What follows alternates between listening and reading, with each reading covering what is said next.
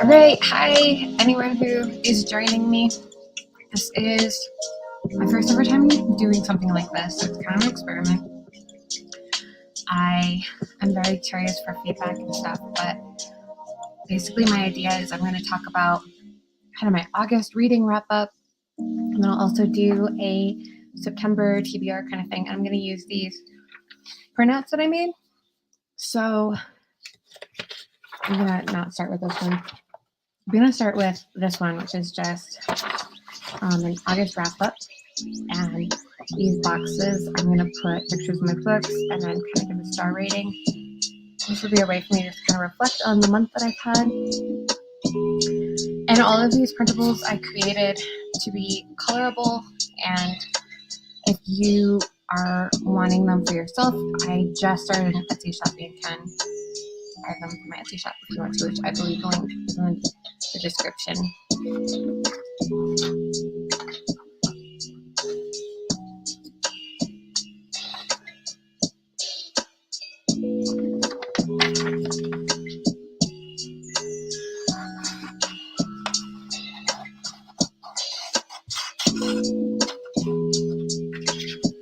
So I went ahead and printed all these pictures of the book covers that I've read.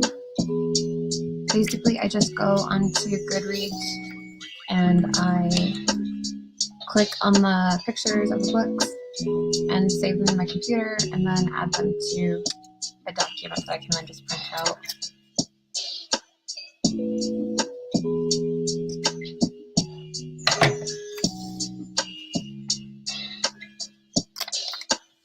And I just sort of guesstimated like how big to make them. So that's going to go there, but I'm thinking I'm going to color this first. So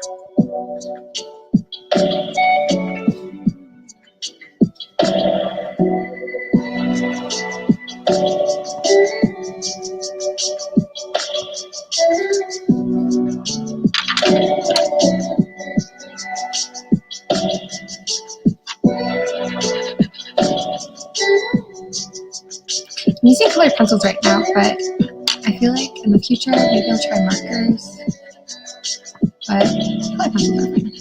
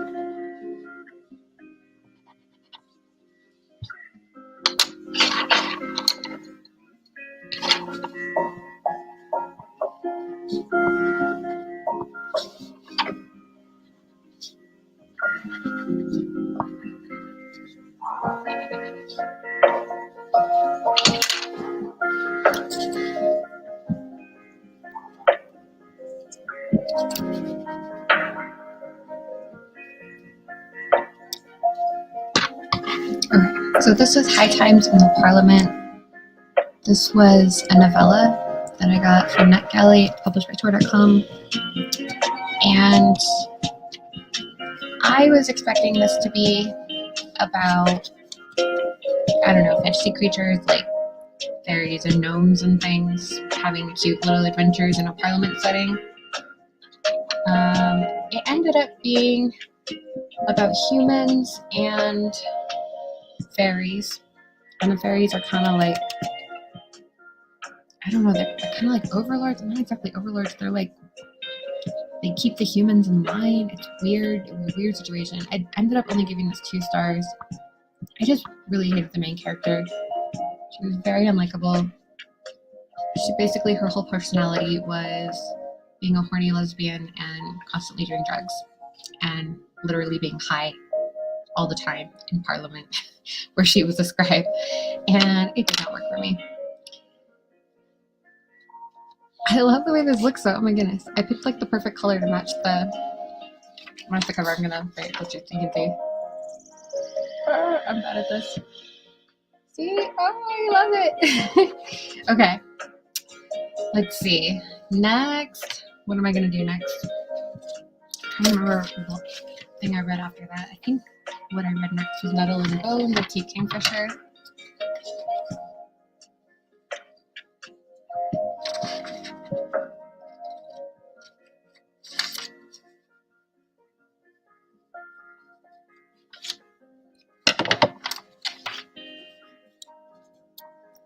Which I am going to use this gold color.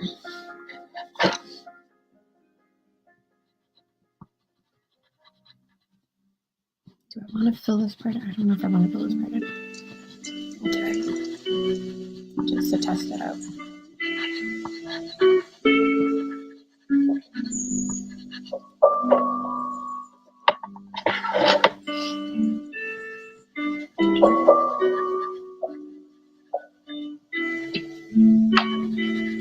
If you're hanging out with me, tell me what you've been reading this month, especially if you've been participating in New Release-a-thon. Did you read some good new releases?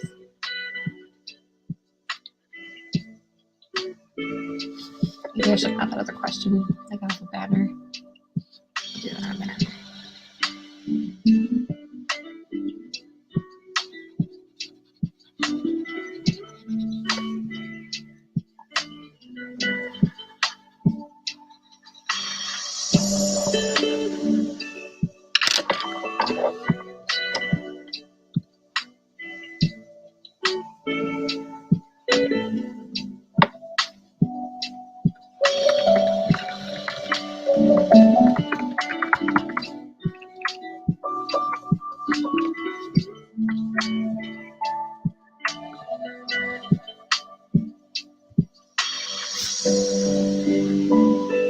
That's nice, but it covers up everything. Maybe I'll take that down.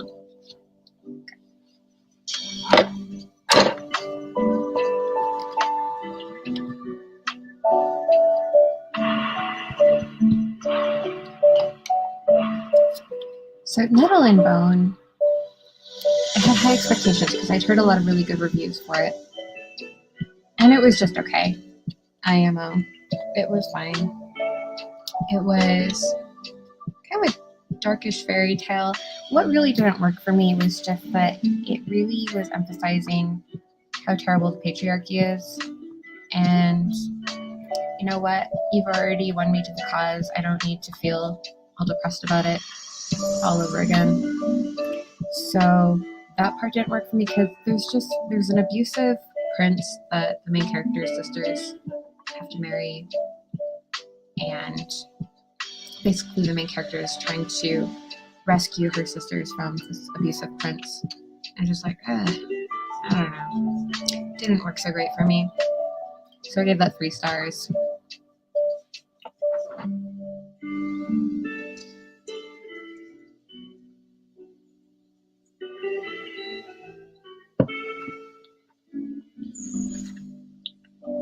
But I think a lot of people just like Tea Kingfisher. They like her writing style. They like her characters. There's some really nice, like, found family kind of vibes in this book. So that was I think that's worth it if that appeals to you. Like, I don't think it's a bad book. It just didn't work for me.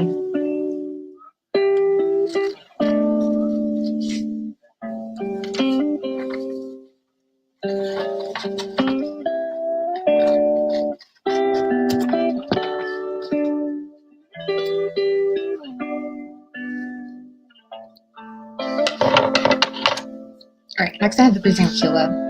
And now that I've kind of color coordinated the first couple, I want to keep color coordinating. So let's see, it's like red and orange and gold.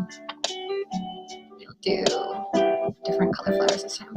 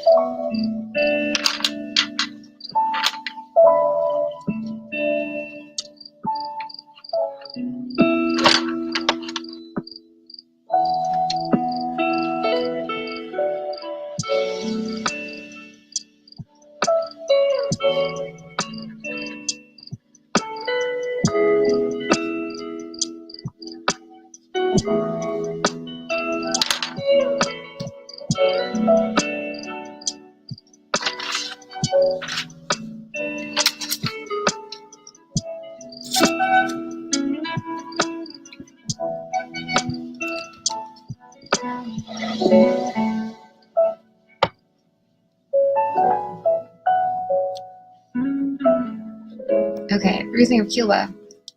This was a novella. This is published by Tachyon. I got art from this also, for this also. And I rated this one 4 stars. I really like this one. I thought the world building was really good. It's a kind of Middle Eastern inspired fantasy world. And the main character is a refugee. There's kind of a lot of refugees from, I'm forgetting the name, Dilwa, I think. And they're all coming to the city to escape like kind of some natural disasters and stuff. And they start working for a medical clinic because there's a pandemic and they have some medical training and kind of have some magic that they can use in a medical setting. And yeah, there's some twists and turns. I didn't totally love the twist at the end, hence why I only gave it 4 stars. I also felt like Sometimes I just need a little more context for what was going on. Like I wanted a little more, I think I just needed a little more info dumping. It's just so I knew what was going on in the world a little bit better. But as it was, I thought it was still really interesting. It had really interesting magic, really interesting world, interesting characters. The main character is asexual, and I think they were trans. I am forgetting at this point.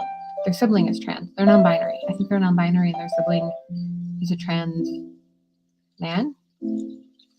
I'm like having trouble remembering. I've still got the brain fox, I think. Okay, so there's my first row. I'm just realizing I said I couldn't find KKs because it was on this other sheet.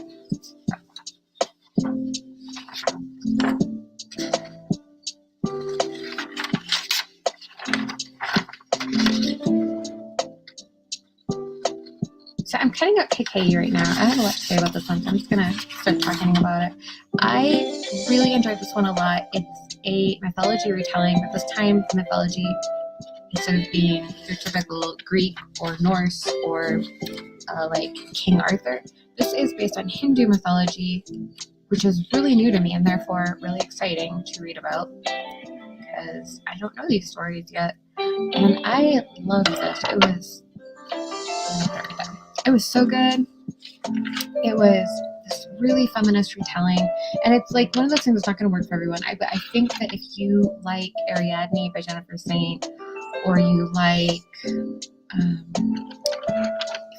Circe by Madeline Miller, it's that kind of story. It takes this female character and it shows her perspective.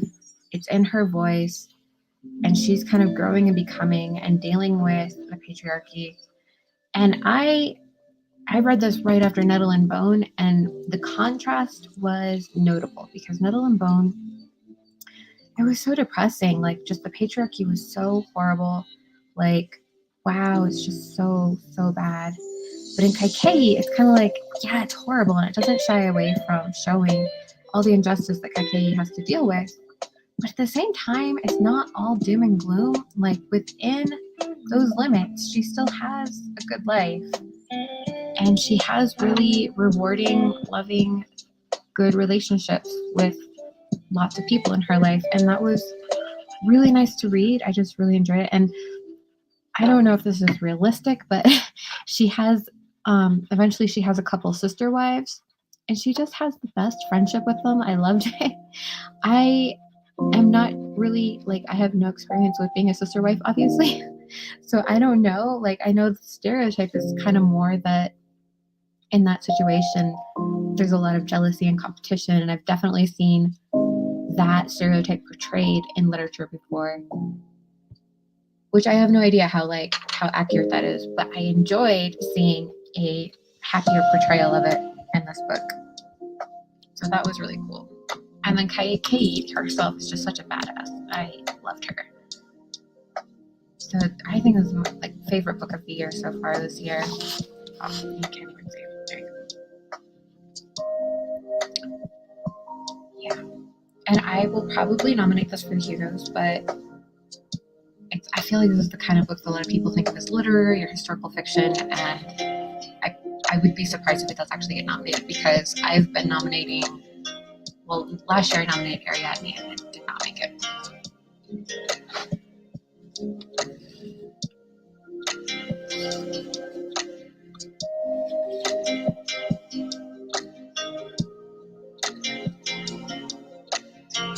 Hello to anyone watching this. If you are hanging out with me, let me know what you've been reading, what you're up to.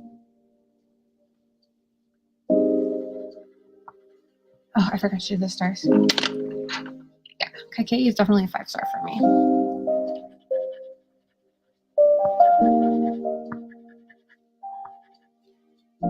Oh, and about Kaikeyi, I just saw yesterday on Goodreads, the author posted some stuff about writing Kaikeyi, and I did not realize the author is actually Hindu.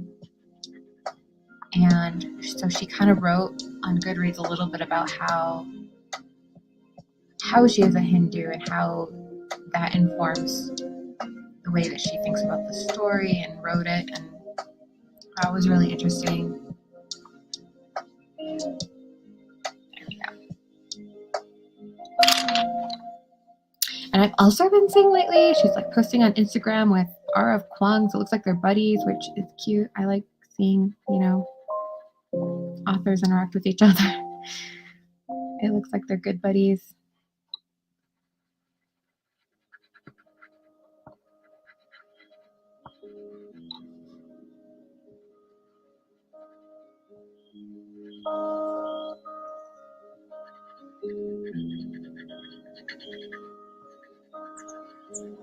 Oh, I should also say about KK, I listened to the audio for that, and it was really well done. It was nice. I enjoyed listening to the audio.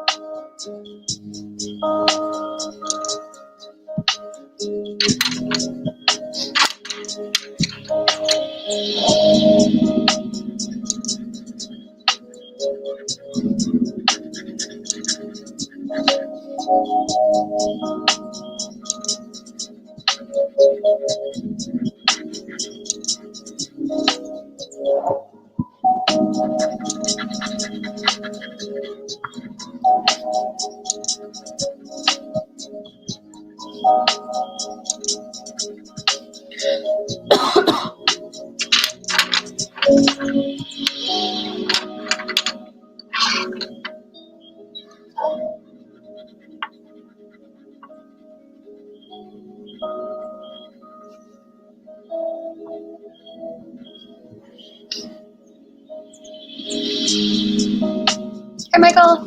Good to see you. All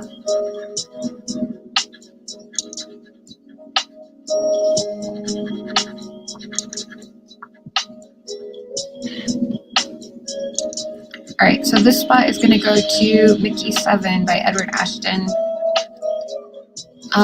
It was good. It was not as good as I was hoping it was going to be. I was kind of hoping for just a really engaging kind of adventure story with some nifty little sci-fi ideas. So Mickey 7 is called Mickey 7 because he's a clone of Mickey. Michael, I'm coloring in some printouts that I made. I just made these on Canva. I'm actually selling them in my Etsy shop, which is brand new. But yeah, I made them so you can color them and kind of record your book reading.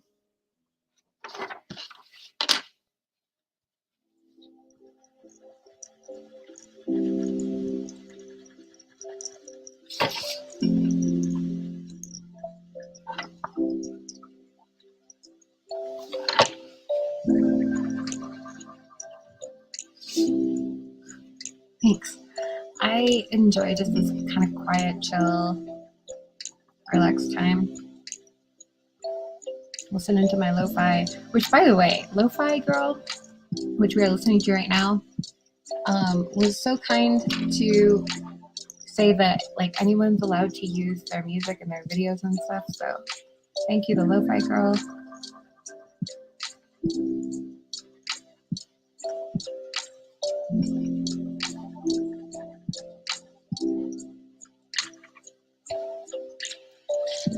Okay, Mickey 7.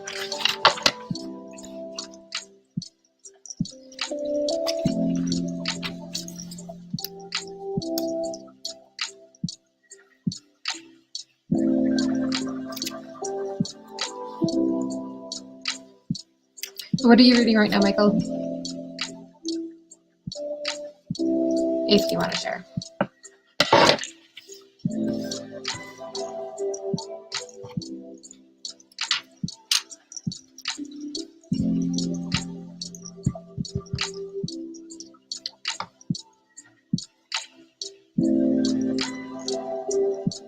Yeah, so Mickey 7, I was just a little disappointed by because it just had a different tone than I was expecting. It really got into kind of the tragedy of how sad this character's life was, like because they chose to become an expendable on this colonizing mission, and then they kind of didn't really have a choice. Like they had a reason why they had to get off of their home planet. So they agreed to do it, but basically they have to go into all these dangerous situations and die and then have the next clone woken up. And I wasn't expecting the story to dwell so much on what a bad situation that was. Really got into it. And it tried to be funny about it, but I didn't think it was very funny. So it was an okay story. Oh, so I should probably give it my star rating. Oh, I've got to remember, what did I put on Goodreads? I think it was 3 stars. It's kind of my memory of it. Like good, but not great. I'm not sure I want to continue the series. But the thing was, accidentally held it for. The thing was though, the story of Mickey 7 and the present situation that he was in was super cool. I loved it. It was super engaging, but they kept doing all these flashbacks and it just kept taking me out of the story. Okay, so Michael, you're reading the thing itself. Is it pronounced beat? Bete? Stars and Bones? I don't think I've heard of any of these. Well, I've heard of Gareth Powell. How is the Gareth Powell going? Yeah, I know some people are enjoying Mickey 7. Like, it's a fun time, but I didn't think it was worth it.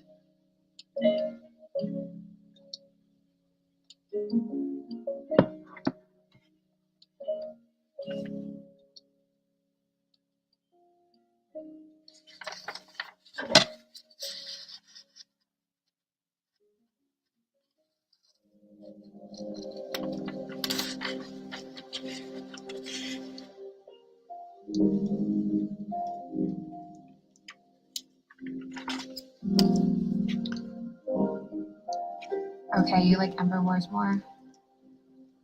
The only thing that I've read by Gareth Powell was... it was a novella that he co-wrote with someone else, and right now I'm blanking on it. I didn't enjoy it that much, though, so I've been hesitant to try out his other stuff, but I know that he's quite popular.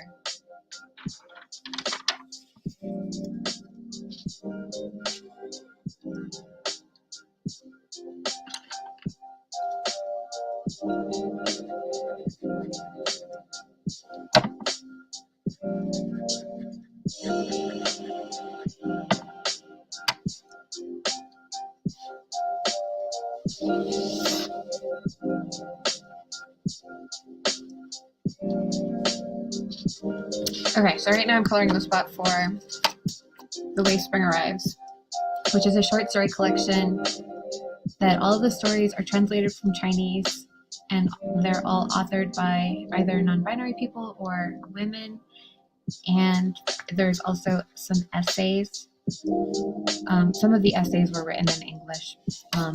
And they're mostly, like, a lot of the essays were about the process of translating and the kinds of things that translators have to think about. There was also a really interesting one about kind of the history of women writing science fiction in China and how a lot of them have found success on, like, just publishing their stories on the internet and having readers that just read them on the internet, which that was really interesting. I did not know anything about that. So, I mean, I rated the whole collection 3 stars because a lot of the stories, I just didn't really click with a lot of them. And I was discussing with Rachel from Arte Stumbling Bear and Shannon from Let's Up Books. We were buddy reading it together. And we were discussing how there's probably some cultural context that we're missing. Like just things like Chinese storytelling styles or Chinese mythology that we're just not familiar with, or even just like cultural values, like, you know, the way the authors were thinking about things, and like, are we interpreting them different because we're coming from a different perspective? But there were some really, really interesting stories too. There was one about aliens who come and colonize Earth. That was a trip. That was my favorite. I love that one.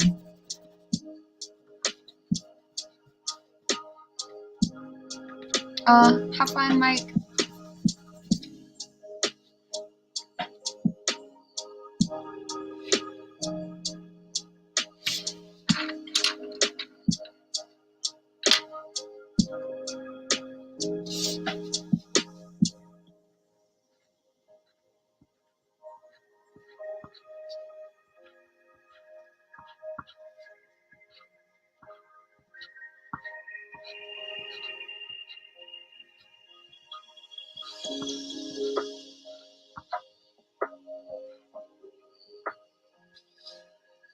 Yeah, I think I'm gonna leave it simple.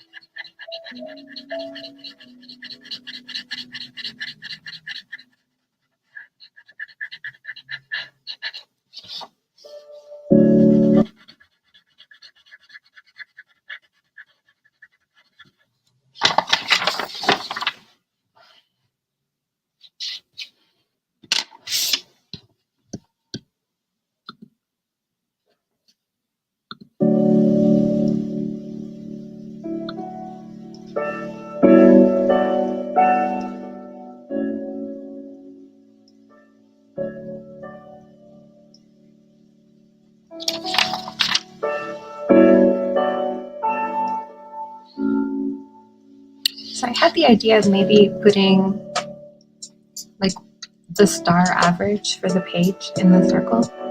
I don't have to do anything with the circle, but I thought that might be fun. I'm thinking about it.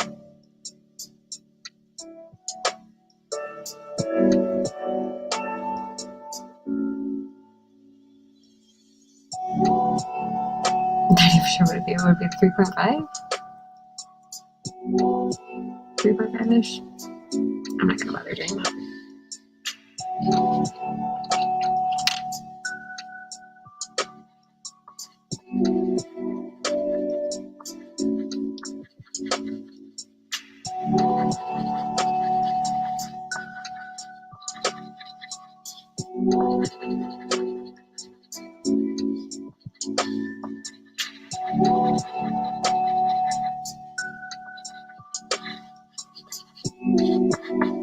Okay.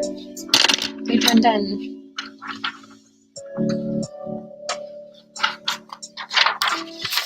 And we have another one. Let's see, what do we have next in terms of books?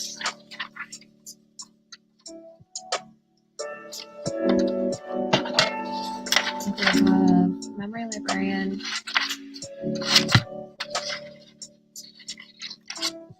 And Key Star.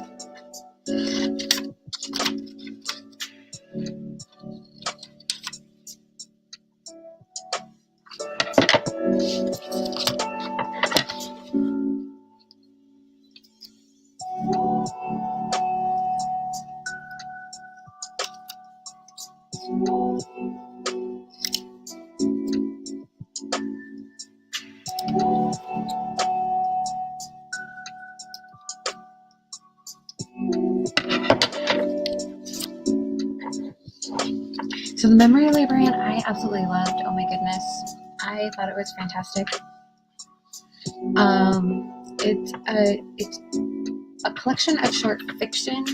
I thought it was short stories. It's short fiction. There's like maybe one short story in it, but it was mostly well, it was a short story, it was a couple novellas, and then 3 novelettes, based on my best guesses, because I do not know the actual word count. So in terms of nominating for the Hugos and stuff, I am just gonna have to guess, because the Hugos, you know, they differentiate, you know, what is a novella, what is a novelette, based on word count. So I'm just gonna have to go by feel here, which makes me a little sad. But I really like this. The first couple of novellas were good, but also I had a little trouble connecting with them. They were a little bit hard to follow. I described it in, I think, another video, as a little bit of like a fever dream, especially the first one.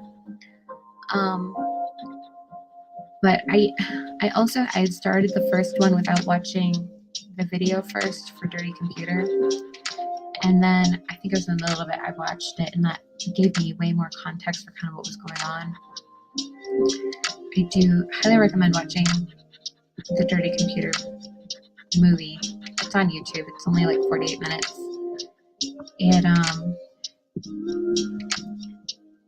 It's basically the Dirty Computer music album. It's all of the music videos from that, plus some little in-between scenes featuring Tessa Thompson, she is in Westworld, which I love. She's great in Westworld. So it was really fun seeing her in this, and she played a memory librarian. I think that might be her on the cover. I'm pretty sure that's Tessa Thompson. It might be Janelle Monáe, but I'm pretty sure that's Tessa Thompson. It's kind of hard to tell, right? Okay. Let's see if I can line this up right. It's not gonna focus. It's not gonna focus. Is it gonna focus? Focus. Yeah, that's Alaska's. I'm pretty sure that's Tessa Thompson though. So anyways, I was kind of like, I was enjoying the novellas, but then we got to the novelettes, and I just fell in love. I loved the novelettes in this collection. They were so fun. They were kind of like thought experiments, which I really love thought experiments in my short fiction. I think that's one of the strengths of short form, so short stories and novelettes. I love when you just take an idea and you kind of say what if and you explore it in a short form. Because I think when you have a novel, right, you have all these expectations that there's going to be like this fully fleshed out full story with characters and world and also some ideas. But I think in short form, you just have this opportunity to focus more on the idea. Hey, hi tea lover. This is my first time, so welcome. If you want to, let me know what you've been reading.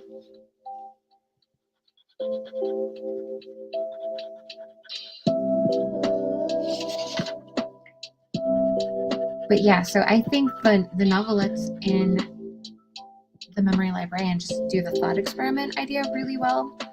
And my favorite was Time Box, because basically the story is about this main character who moves into a new apartment with her partner, and they discover that one of the rooms in their house, time stops in that room.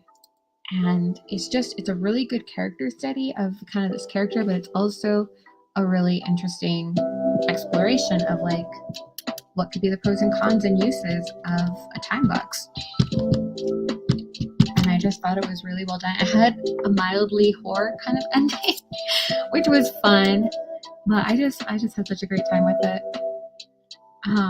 So this one I'm thinking about star rating right now. I'm about to fill in my stars. I really waffled between 4 and 5 stars because I didn't think it was a perfect collection, but it did what I wanted it to do and it did it well.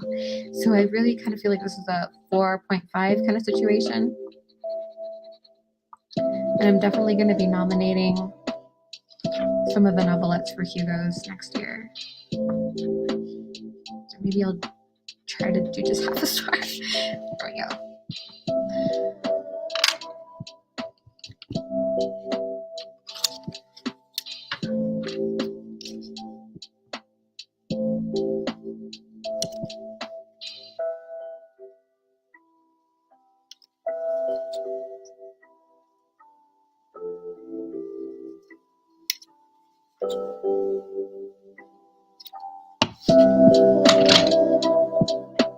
Okay, so next I have Fevered Star by Rebecca Roanhorse. This was my sequel that I read, and it's the middle book in a trilogy, and I really enjoyed it. I mean, I had low expectations because I did not love Black Sun all that much, but I really enjoyed. I think what I love most about Black Sun is just the world building. It has really, really good world building, and I had felt in Black Sun that some of the characters and dialogues and stuff were kind of clunky and awkward, and I didn't enjoy all the characters that much. I enjoyed them more in Fevered Star, though. I felt like in Fevered Star, I was ready for who they were and excited to see what was going to happen to them, and it all just felt way more organic to me. I really enjoyed kind of seeing the fallout of the first book and the setup for the ending. And I mean, there's some really fun world building things in here, like riding crows is super fun. with giant crows. And some of the characters are discovering more about their magic, and I don't know. So I've heard a lot of people say this has little book syndrome, but here's the thing. I tend to like little books better because they tend to ramp up the drama a little bit. They ramp up the stakes get higher. You learn more about the world, and you don't have as much info dumping and just like exposition and learning about the world, because that got established in the first book. So you're able to just kind of enjoy more. I also read My Way Librarian, but I didn't review Monet's other works, which made them harder to follow. I like Time Box and the Pink Hotel the most. Yeah, Time Box was definitely my favorite. And definitely, I mean, even in retrospect, like go watch the video because it will give you more context, and it's nice music too. Nice. Yeah, let me know what you think of The Way Spring Arrives. How's it going so far? Are you enjoying it?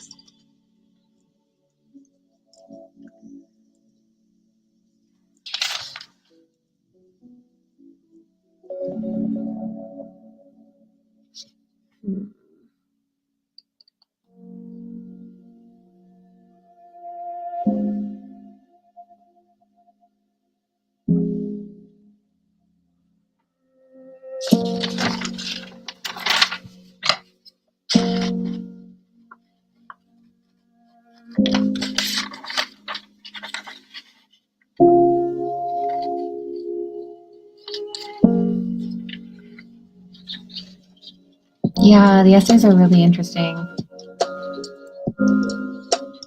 I think it was especially cool how they had essays about translation in a collection that was translated, and how some of them even reference specific stories in the collection. It definitely like helped give it some context.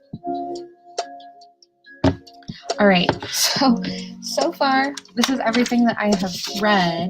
We've got High Times in Low Parliament, Netherland Bone, Virgin Kielwalk, KE, Wiki 7, The Way Spring Arrives, Memory Librarian, and Fevered Star. And I'm like wondering, do I put the ones I'm still working on here in Faith? Because I'm working on The Oleander Sword right now. And I was going to read 8th for my magazine, for my bingo board. But I don't think I'm going to get around to that. So I started reading an issue of Choreo because I need an audiobook right now. And you can listen to that one on their podcast. So I think there's a really good chance I will read the entire Choreo issue. But I'm not sure about that one. I also was hoping to read Ithaca. And I think that there's a good chance I'll be able to finish it, but I don't know. Ithaca and then Goliath.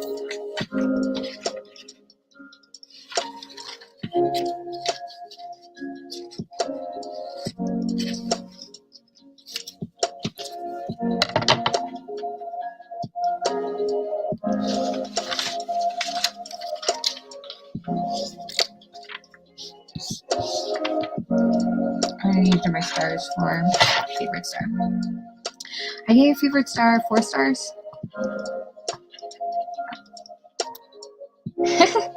Yeah, so here's the story with Goliath. I have been planning to buddy read this with Shannon, but we're just having a really hard time syncing up. And I got it from the library, so I can start at any time, but I'm not sure if I will. I'm trying to decide if I just go ahead and start it without her, or if I wait for her, or I don't know. And like, if I do start it, will I be able to finish it by the end of the month? I don't know.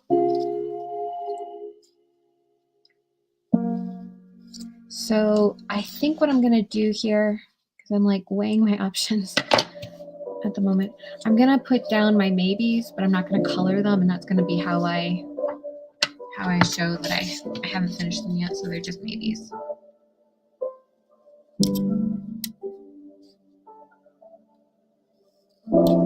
Because here's the thing, I read audiobooks pretty fast, and this bottom row here is all audiobooks. So there's a chance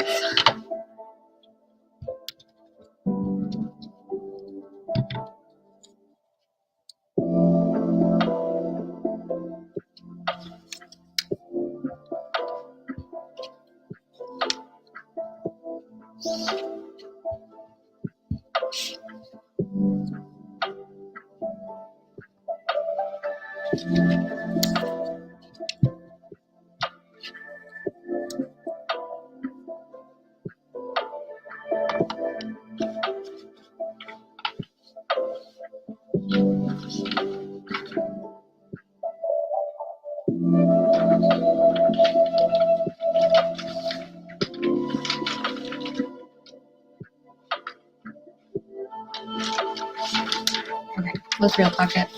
Here's my calendar. What's the date today? The 27th. Okay, so I've got 4 days. Will I do it? Probably not. Oh well.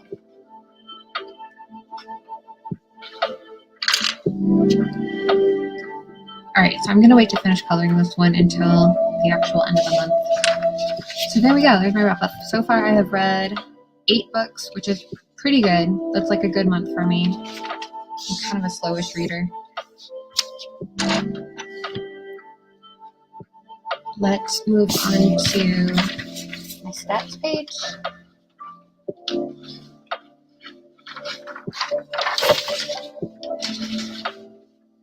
This is just for funsies. Which one was my favorite? My least favorite? So for favorite, I think we've got a clear winner here.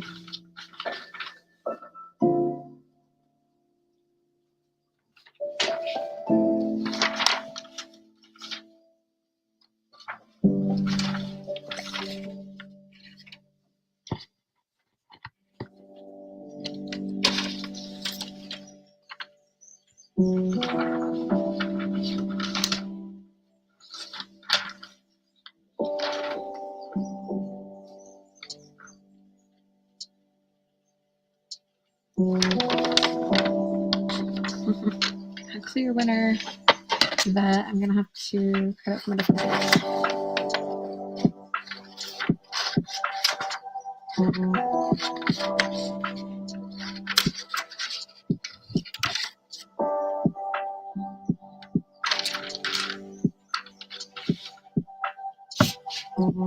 My favorite was definitely Kakei. I think that was my only 5-star read. I feel like this whole year I've not had a ton of 5-star reads. I've had a lot of like, these are pretty good, but they're not going to be all-time favorites.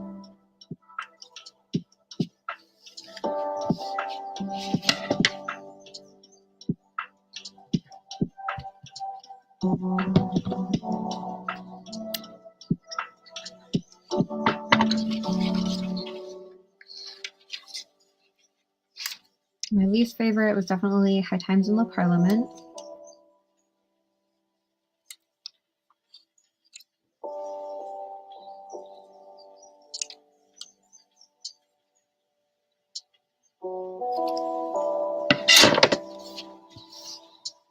Also, like when I was looking at reviews and stuff for High Times and Low Parliament, because I was finishing this book and thinking, who the heck is this book for? Who's going to enjoy this? And a lot of reviewers are pointing out that there's only women in this world, which I had not even noticed, but now that they mention it, yeah, there's only female characters. Was that like because there were only women in the world, or was it just a coincidence that we only had female characters? Don't know if that was intentional on the author's part or not. Okay, which one was shortest? I actually don't know. It was either High Times and Low Parliament or The Bruising of Kiowa. I bet you it was High Times and Low Parliament. Thank goodness, right? My least favorite was also the shortest.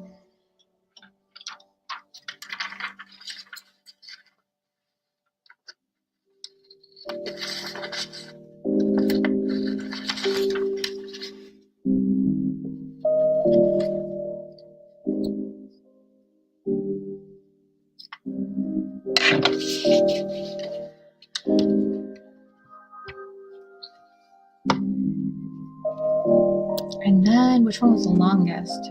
That is a really good question. I don't know. It might have been The Way Spring Arrives. I'm actually going to have to look this up.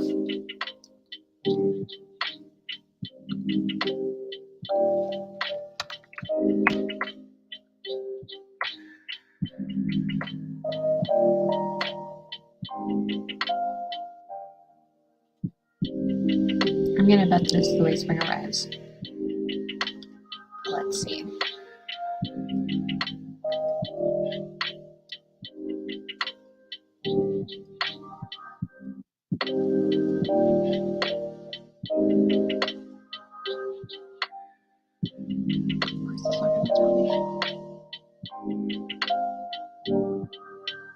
Oh, it's only 385 pages. Okay. So that was, I better read this down. I'm totally gonna forget. It was 385. What was the memory librarian? 321. Okay, so still not the winner. What about favorite star?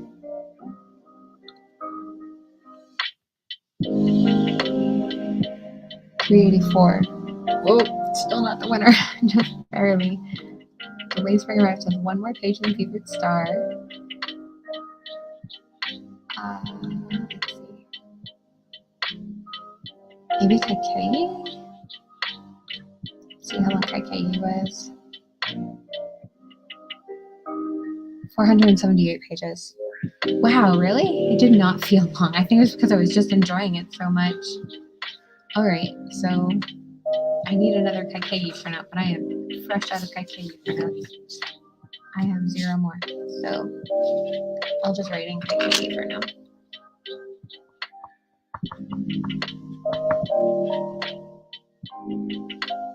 And you know what? The Oleander Sword might be longer if I do finish that. Oh yeah, it's 512 pages. Well, that's the Kindle edition.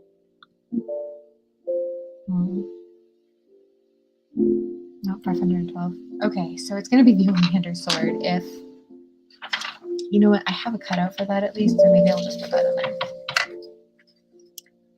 I'm gonna read like the wind and finish this in 4 days. Yeah, I think that's probably not gonna happen. Let's be honest. Probably not, but I am really enjoying it. It's good so far. It's also a middle book, which, like I said, I love middle books. So I'm enjoying that about it. It's kind of like we already know the world. It's fleshing things out even more. It's ramping things up. What's gonna happen? I just love the main characters so much. They're just really interesting characters, and even like I love Bhumika. She's not even one of the main characters, but she's one of my favorites. She's just very interesting. She was a temple child who got some magical powers, but she's also a noble woman,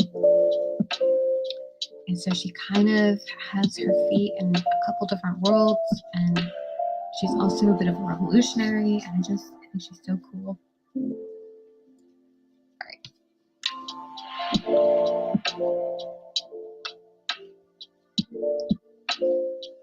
Yeah, right. Kaikeyi did not feel long at all. It really did not. I mean, I listened to it as an audiobook, and I loved being in that world. I finished it pretty quickly. And DNFs. I think I had 0 DNFs this month, which is exciting. Wow. Even though I didn't like High Times in Low Parliament, it was short enough that I just powered through. So I have nothing to that one. Okay, so now I get to color.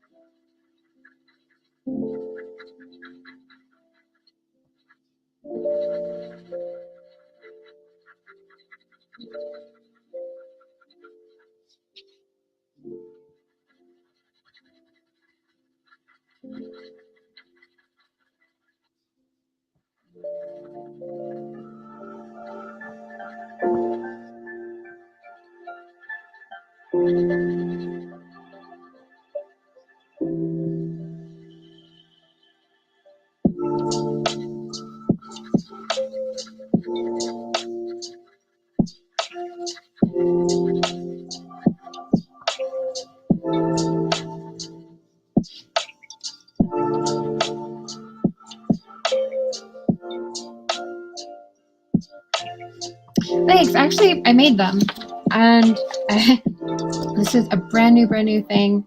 I just opened an Etsy shop to sell them. So basically, I just have this month that you can buy and print out. So if you want to use the same ones, you can. And if people are interested, I will keep on making them for like different months, or like maybe after like an entire year or something. But just kind of experimenting right now. But I think I linked my Etsy shop in the description, so you can look if you want.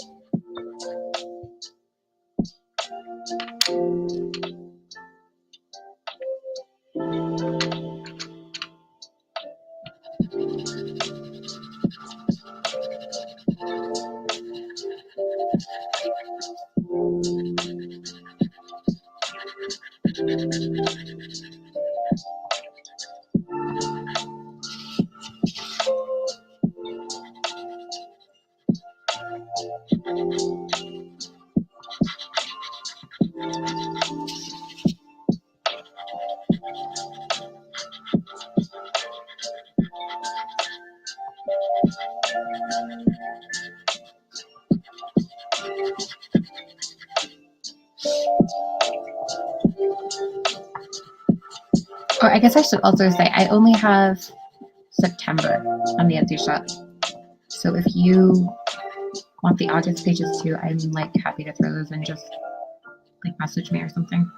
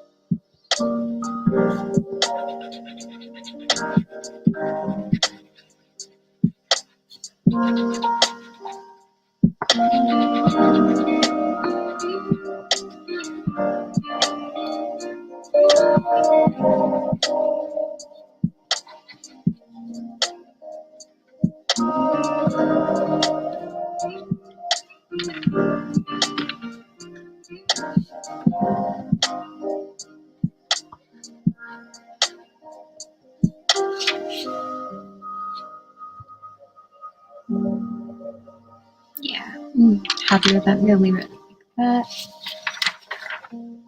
Okay, that means we get to move on to TBR time. Okay. I have decided that I want to do a space opera September, even if Thomas over at SFF 180 is not officially doing it this year. So, do you use one of those little baby printers for your book cover pics? No, what I do is I literally just, like, I go on Goodreads, I click on the pictures of the books and save them on my computer, and then I just put them on a word sheet. Well, I did this in Canva actually. I just did like an A4 template and just put them on there, but you could just do it on Word too, or Pages or whatever, and then I just print them out. But I know I have seen, I think in Jerry over at Onyx Pages, she has a sticker printer, which is awesome. I am so jealous. I want a sticker printer too. I think that would work super well for this. But I'm kind of doing it the cheap way. I'm just printing it on a printer. Okay, so having said that, my Space Opera September TBR, this is a little bit of a stretch, but I am extremely excited for Nona the Ninth. So I'm going to pretend that Gideon and Harrow are space operas, and I'm going to reread those and then hopefully get to Nona. I'm trying to decide if I'm going to like just get the Kindle or wait for the audio, because I really love the audio version of these books. Moira Quirk does the audio for all of the Locked Tomb series, and she's just amazing. She brings these books to life. She has the best like voices for all the characters. There's a million characters. She's so good at voices that honestly, when you get to Harrow, there's a voice that you're not supposed to know who it is until later in the book. But she's so good at differentiating her voices that I knew exactly who it was. So it was not a big reveal later in the book when you finally find out who the voice is supposed to be. I'm like, yeah, I already knew. But I didn't care. Moira Quirk is a star. I love her. So, trying to decide, and like, do I want to buy it or do I want to wait to get it from the library? I mean, eventually I'm going to need to get the hardcover of Nona to go with my collection, because I already have the hardcover for Gideon and Harrow.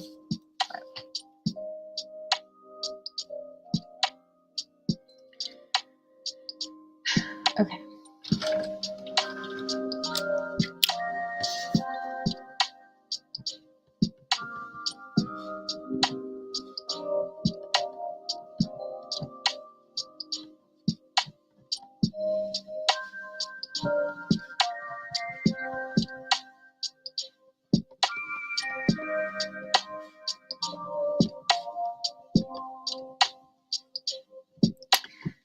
I'm normally, like most of my TBR throughout the whole year, is new releases. I try to read a lot of new releases. Having focused on it so specifically with new release of month, I think this month I'm gonna let myself read some older stuff. I keep rereading Gideon over and over, and I've never made it to Harrow. I need to get a move on now that Nona's on the horizon. Why do you keep reading Gideon? I mean, I kind of get it. It's puzzly, right? You feel like there's clues. Like I've already reread it once, so I'm gonna reread it again. But yeah, I mean, read Harrow right after, because it does get crazy. Oh no, you forgot Nona comes out soon. Yay!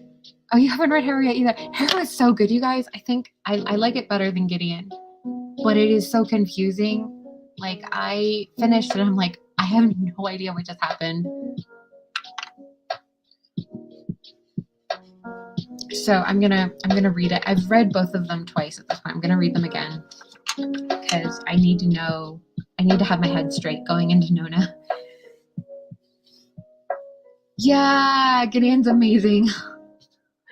I love Gideon. You know, I get that logic. Because, yeah, I think reading these back to back is really the best way to do it, because there's just so much. I feel like once you read the whole series, you're going to want to go back and start it back from the beginning just to like see all the Easter eggs and all the clues and stuff that were planted there the whole time. Which, I mean, that's presuming the author actually did plant stuff there, but I have faith.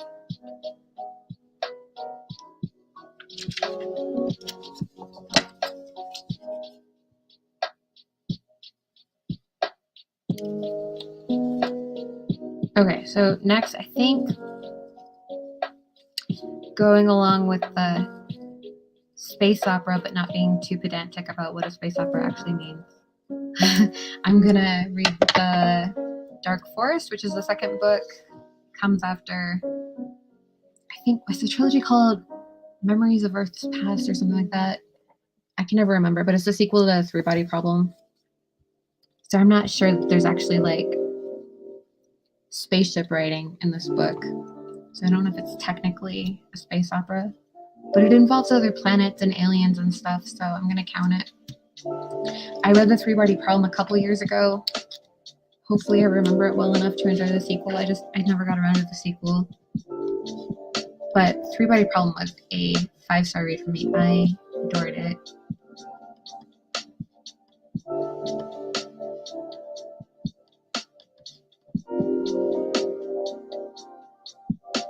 Okay, I have to remember, how the heck do you spell Cision? I think it's just I.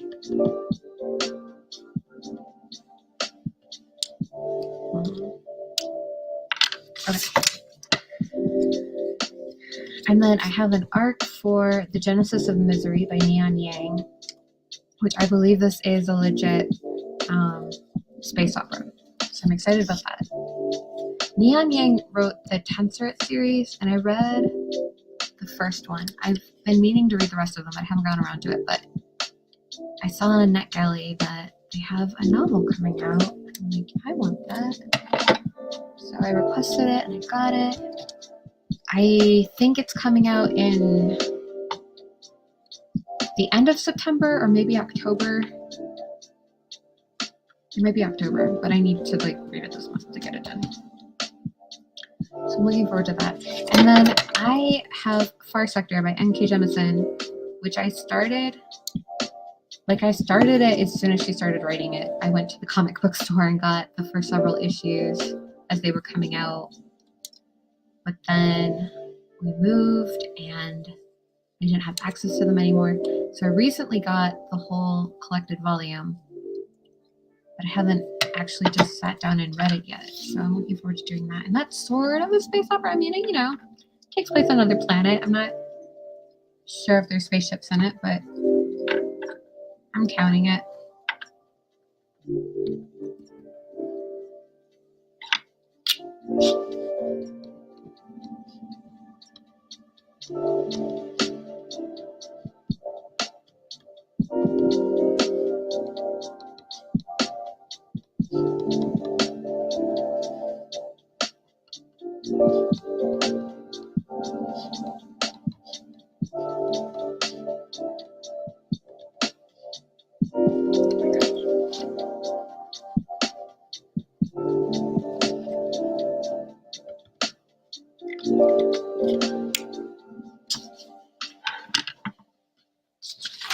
Okay.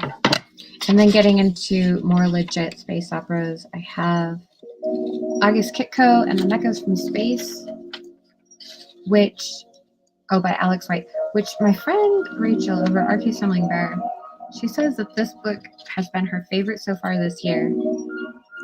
So I am excited. I'm gonna have to see if it works as well for me.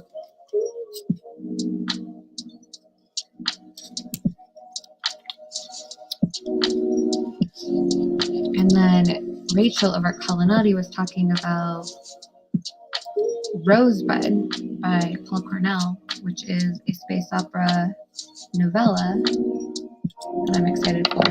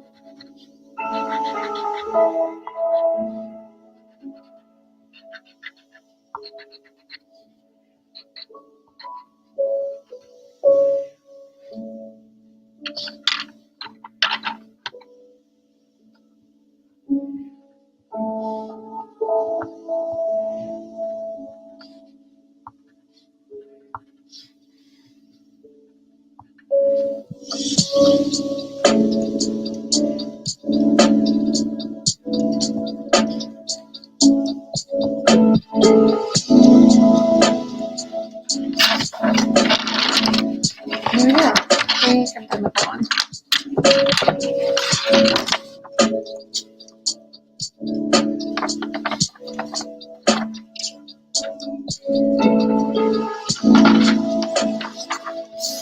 Get out my TBR continued because am I going to read all these books? No, but I don't want to run out of ideas. So I think, was it Cousin who coined the term pile of possibilities over at Always Doing?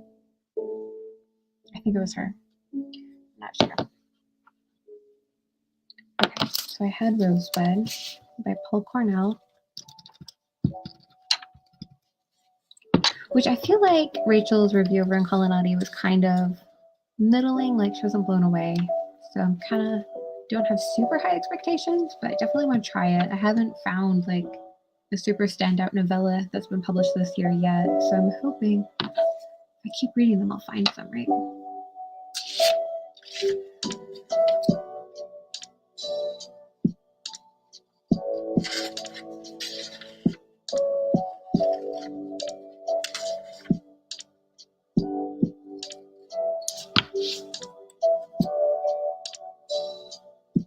Okay. Then I have something called Nebula Variations, which I found on NetGalley. No, I didn't. I found it. Where did I find this? I think I found this on a list on Goodreads. I was looking for more novellas because I'm like, I've read a lot of novellas, but I need more ideas because I haven't found a favorite yet.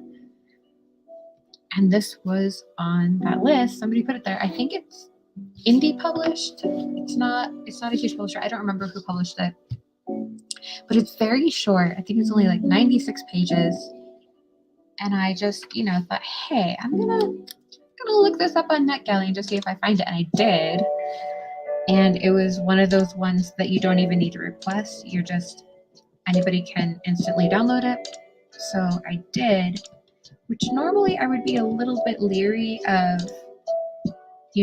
taking an arc of a book that's indie published or self-published, because what if I hate it and then I feel like I have to finish it because it's an arc? And I don't know, I just feel like it's a risk. But it's so short. What could go wrong, right? Like, if it's terrible, it's still only 96 pages of terrible, and it might be really good. So I'm looking forward to trying that one out.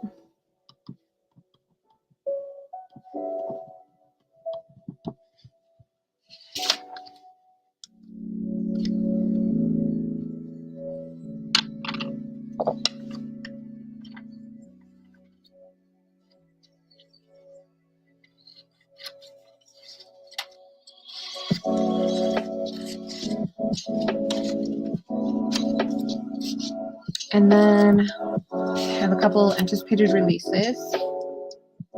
I have Babel by R.F. Kuang and The Spirit Cuts Through Water by Simon Jimenez.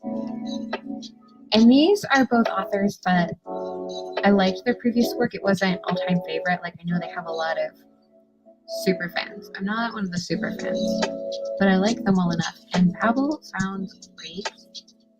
Sounds like dark academia goodness. Sounds super fun, and it's been getting good reviews so far. People that have read like advanced reader copies have good things to say. So my hopes are very high. I've actually only read The Poppy War by R.F. Kuang so far. I never got around to finishing the series. And I'm kind of ambivalent. I'm not really sure if I will finish the series. I have the whole thing on Kindle, so I can read it at any point, which is part of the problem, right? So if I own it, then it's not a priority. It's not like a library book that has to go back. But yeah, I mean, I liked the first one, but not enough to like feel like I need to rush right out and read the rest of it. So I think it's possible I'll never quite get around to it. But I'm more interested in what Babel seems to be about. And then A Spear Cuts Through Water is by the same author that wrote The Vanished Birds last year. Or a couple years ago. Was it last year or a couple years ago? I think it was last. I don't remember. But I liked it. I didn't love it as much as some people did. I thought that it was a little bit disjointed. But I thought the prose was really beautiful. And I thought it did like some really creative things. So I enjoyed it overall. So I'm eager to try out another book by the same author.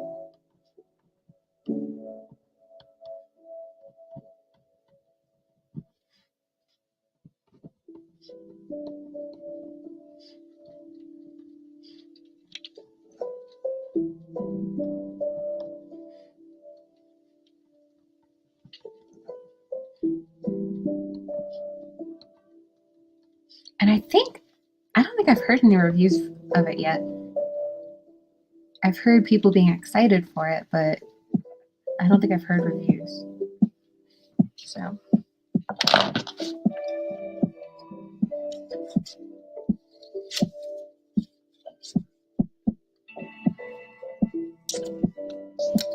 And then I have another arc that I believe is coming out in September.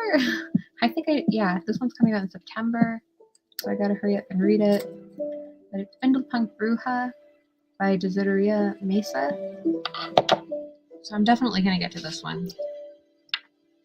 I think I should have put this one before The Spirit Cuts Through Water and Babel, because I'm definitely gonna get to this one. I'm not definitely gonna get to the other ones. But we'll see. We'll see.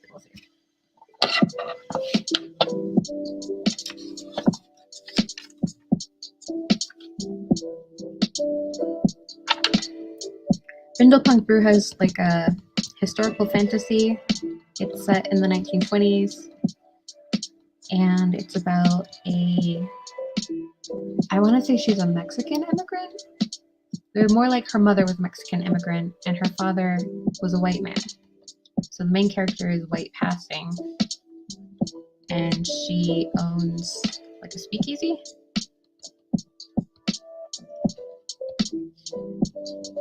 And she has to deal with gangsters and stuff. So it's very fun, like historical kind of fantasy. And she has like some magical powers. Like you probably have to keep so far away. I don't know if it's gonna work. But you can see like she has like fire in her hand or something. Why am I so bad at this? Yeah, it's not gonna focus, but I read half of it already. I read it like a few months ago when I needed something to read. And I was liking it, so I just have the last half of that to read. And then I need to pick what I'm going to put in that last spot. Here are my possibilities. I can do Sea of Tranquility by Emily St. John Mandel. I could do Eighta, which is a speculative fiction magazine written by Brazilian authors, and they're all translated. Except that Angela over at Literature Science Alliance just read Eighta, and she was not super enthralled with it. Like, she didn't think it was bad, but she wasn't super into it. So now I'm like less excited to read it, but I still really want to read it by the end of the year. But do I want to do it in September? I don't know. And then I also have Ogres by Adrian Tchaikovsky that I'm wanting to get to at some point. This is another novella. So, I mean, once again, looking for that favorite novella of the year. Hum.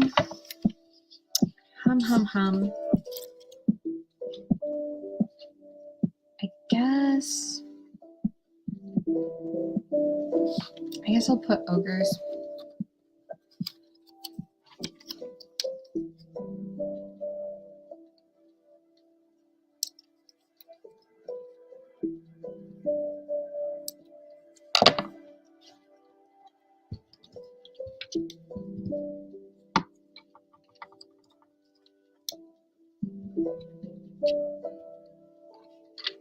So I think Ogres by Adrian Tchaikovsky is about these creatures that they're like large, very large humans that kind of like are, I want to say they're kind of like they're like a ruling class basically. So it's a book that kind of explores classism, and I suspect it's going to be critical of capitalism. So I am excited for that. I think it sounds very promising, but we'll see. Adrian Tchaikovsky does not always work for me as an author.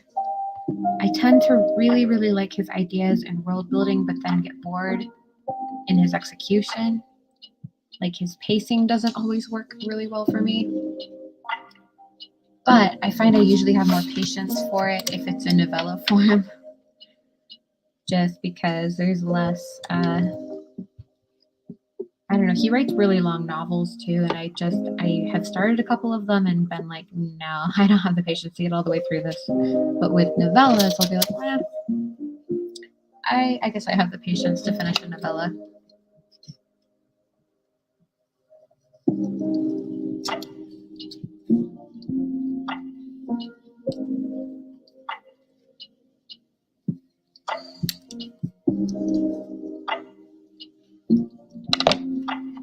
And what am I doing right now? I do not want to start a whole nother sheet of TBR possibilities because there's no way I'm going to read all of these, but I just want to put on here that these are a couple more of the possibilities. So I'm just kind of gluing them on the bottom here. So the thing about Sea of Tranquility is that I have never read anything by Emily St. John Mandel, but I know she's supposed to be kind of a big deal, so I want to read something by her at some point. And this is a new release this year, so it'll be eligible for Hugo Awards and stuff. But one of my Goodreads groups read it a few months ago, and it got kind of not super enthusiastic reception there. And some people liked it, but some people just were really bored by it, just thought it was really slow. I've also heard the word literary used with Emily St. John Mandel, but it kind of rides that line between, is this genre fiction, is this literary? And I don't know, literary, when it tries to do science fiction but be literary first and foremost, doesn't always work great. But I don't know. So it's one of those things where I have low expectations or tempered expectations, but I do want to try it. So I think there's a good chance I will try it in DNF. But maybe I'll love it. Who knows? Maybe. Maybe it'll be my favorite of the year. I really highly doubt that, but you never know. If you're watching right now and you want to say, like, do you have a favorite book so far this year? Like any that have really stood out? Or are you still kind of waiting, hoping you'll find something you like better?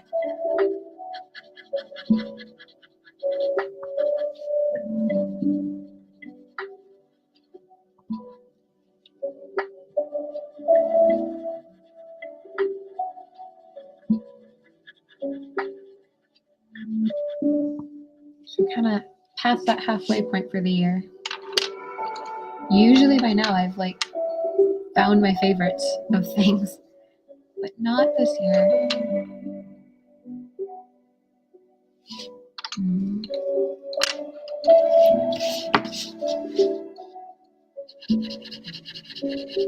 But a lot of stuff I've noticed in publishing, a lot of the really exciting books get released in the fall. So like, especially around the September, October, November, probably like they're thinking like, let's release the exciting titles right before Christmas. But I know, right? How is it already September? It's crazy.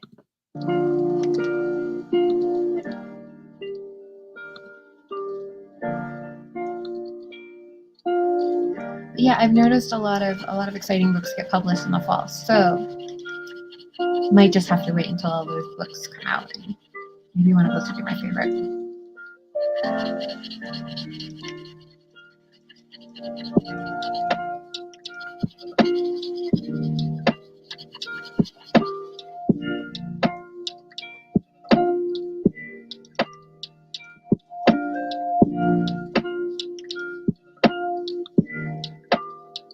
Yeah, no, I'm feeling really similar. I really like Siren Queen. That's probably my favorite too. Well, aside from Kaikei, I really like Kaikei. Siren Queen, Kaikei. I mean, even Jennifer Saint released Electra this year, and that was like my most anticipated release aside from Nona the Night. And I was like, this was good. I gave it 5 stars, but I wasn't excited about it the way that I was excited about Ariadne.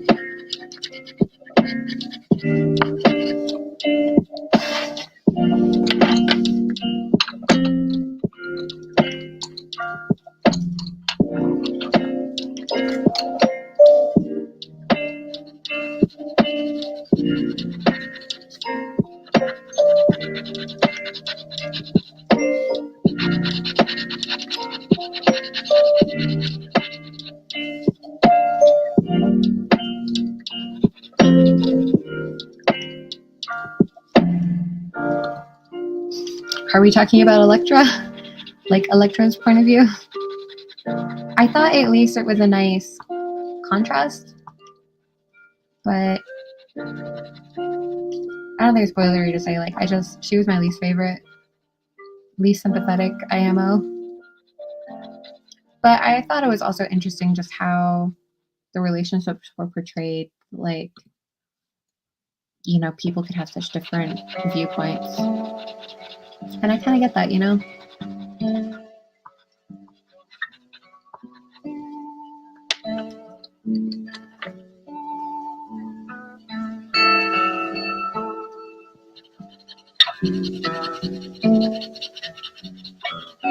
But I guess I also felt like, actually, now I'm thinking about it, Cassandra felt kind of shoehorned in there too. Like, why did we get her perspective? I didn't totally get that, but I didn't mind. I mean, the thing about Electra is that the writing was still beautiful, but yeah, I didn't like the characters as much.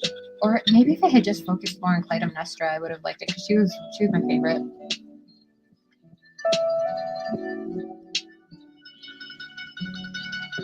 Yeah, I agree with that.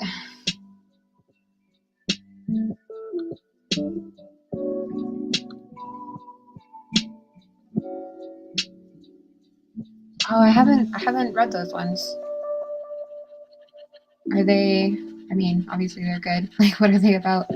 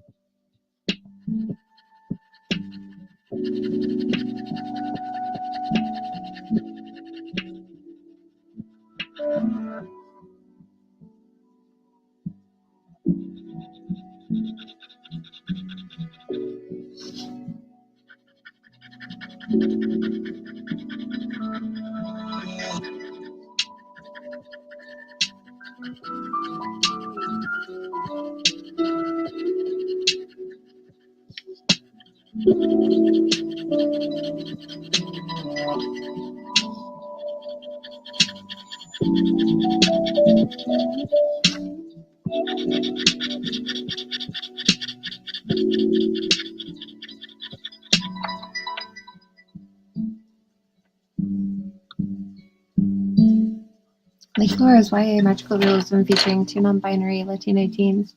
Awesome. Very cool.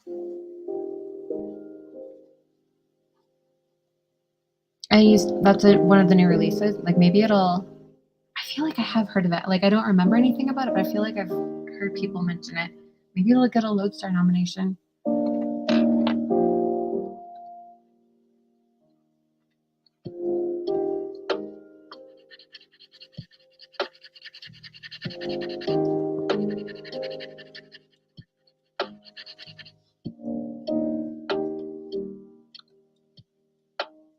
Across a Field of Starlight is a sci-fi graphic novel, not a romance. I know, those blurbs are kind of hit or miss, huh? That sounds like fun. Need more sci-fi graphic novels in my life. Most anticipated are Babel and The World We Make. Kind of nervous for Babel though because I'm not into Dark Academia. That makes sense. That's why I'm interested in Babel, because often Dark Academia works for me. So I'm like, maybe I'll really like this. But yeah.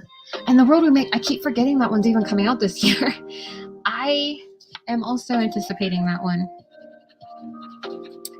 I need to remember everything that happened in The City We Became.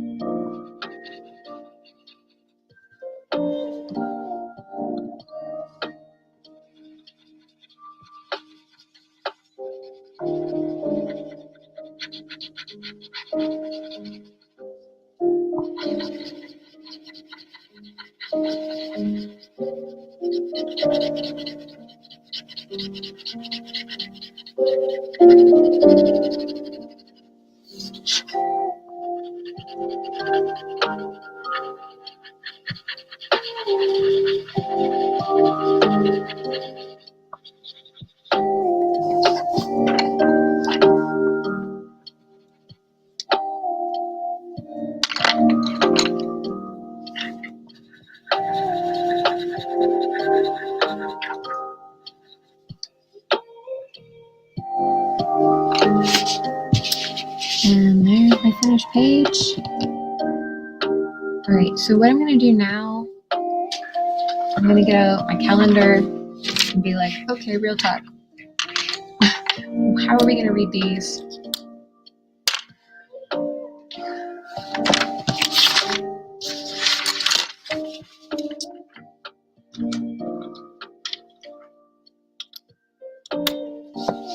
I am thinking that,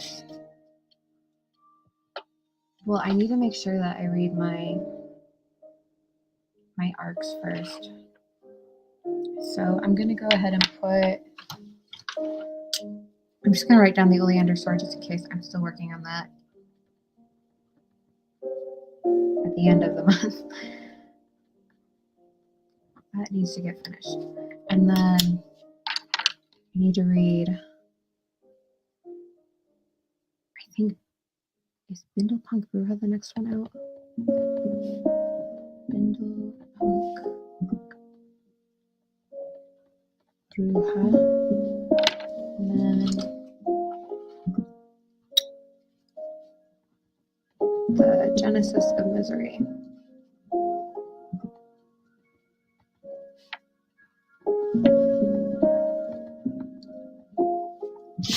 Okay. So what I'm doing is I'm going to kind of color code and make a schedule for myself, which I don't always do, but sometimes, especially with arcs, I just want to make sure I'm getting them read and just kind of keeping track of like, okay, I need to read at least 10% today or whatever.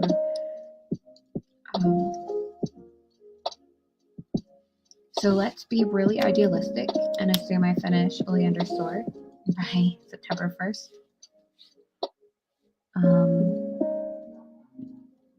I will plan to read 10% of Bindlepunk Bruja every day.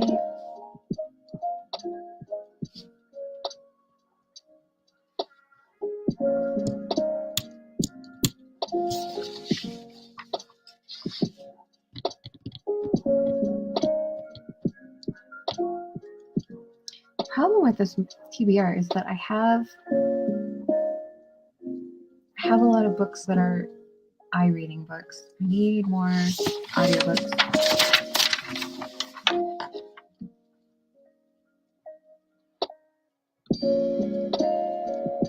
Yeah, that's a good point. I originally read it, but I've heard that the audio is fantastic. So that might actually be a really good idea to just, probably the library has the audio. Like just get the audio from the library and read it that way.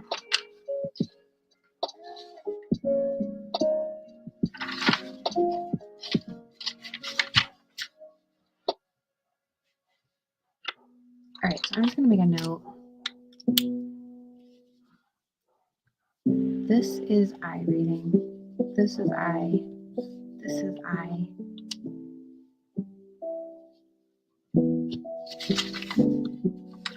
I have the physical copy of all of these, but for the sake of getting through them this month, maybe I'll see if I can find them on audio from the library. Except I really want to eye read Gideon Harrow because I haven't done that yet, and I want to see if that's a different experience.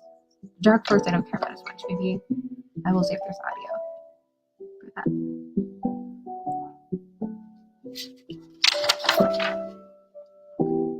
And then the library only had eye for this room.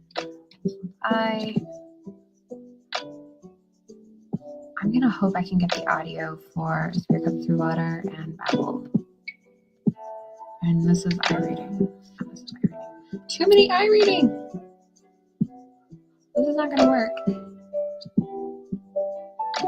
I think the Sea of Tranquility I can get on audio. And then I don't know if I'll finish Goliath, so Goliath is another possibility.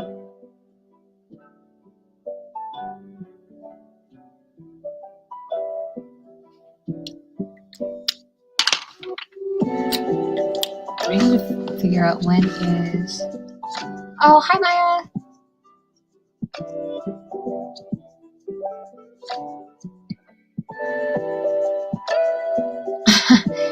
Okay, so this is a good question. For now, since this is the first time I'm doing it, I don't have a really solid plan. I'm probably just gonna put them in a folder for now. But yeah, eventually that's the dream, to get like a dedicated journal to just put them in. Yeah, right. So I'm the same way. I definitely read audiobooks faster, and I probably read a lot more audiobooks than iReading. So I am digging myself into a hole here with my TBR this month.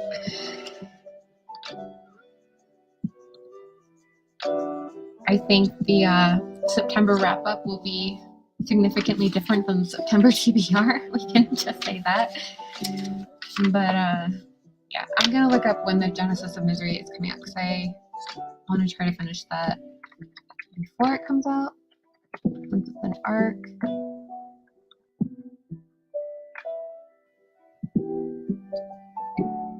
Okay, it looks like it's coming out the 27th. So we've got like all month to read that. But I will just for the sake of planning, and this is not something I'm going to hold myself to really hard, but just plan to read it here.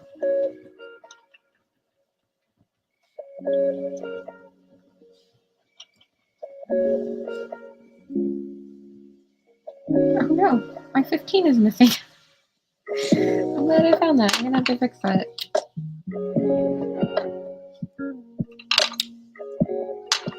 Okay.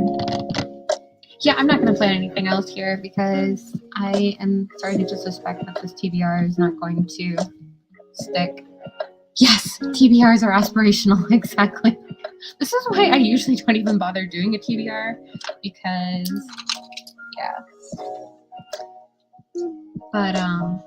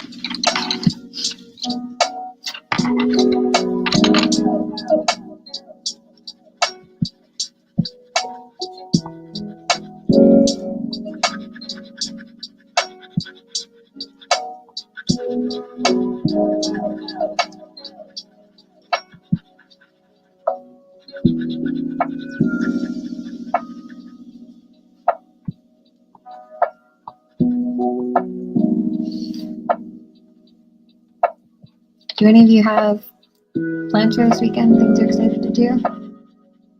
I think my husband and I are gonna leave our kids with my in-laws tonight and go on a little date. I'm thinking about going to like a brewery and bringing a board game, drinking some beer, playing some games. I haven't gotten to do that in a long time, so I'm excited for that.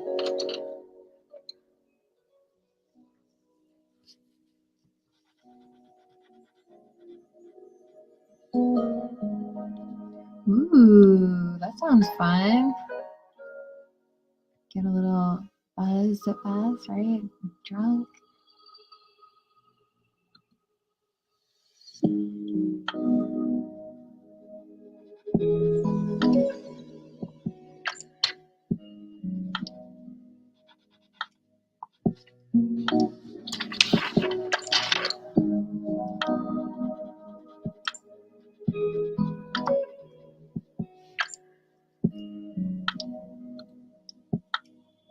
Aww. Oh, is one of them maybe Christina's baby? How are they doing, by the way? I assume I'm talking to Maya.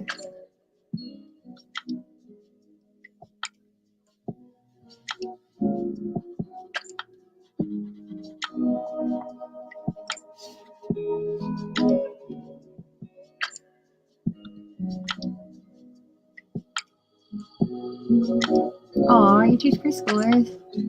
That's wonderful. Are you feeling all like nice and refreshed after a 2-week break? I used to be a school music teacher, and I just lived for those breaks because, man, you like wear yourselves out.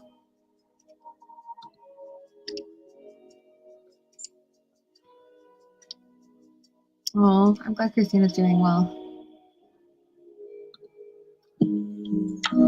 I love babies. I love holding babies. Like, wonderful.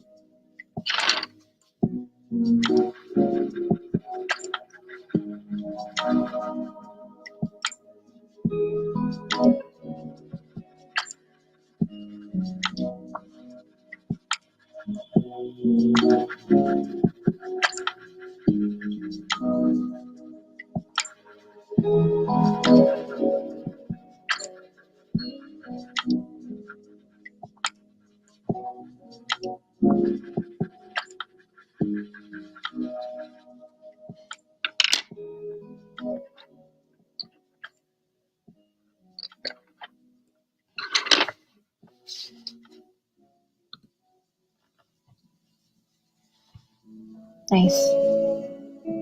Mini adventures are fun. You had a picture on Instagram the other day of this beautiful, beautiful nature setting. Was that one of your mini adventures?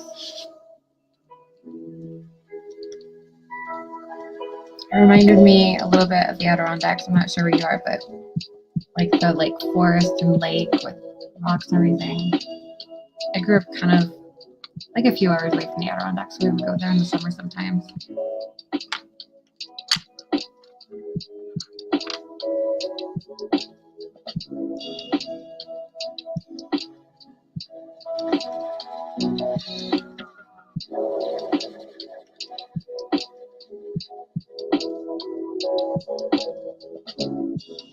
Nice. Yeah.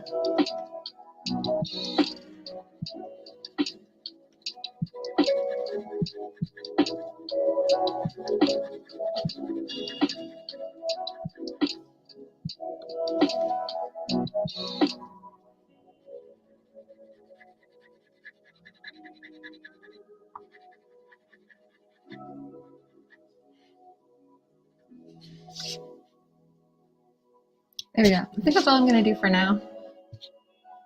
But I will probably be referencing my calendar throughout the month, especially as I kind of let my TBR settle and see where it ends up.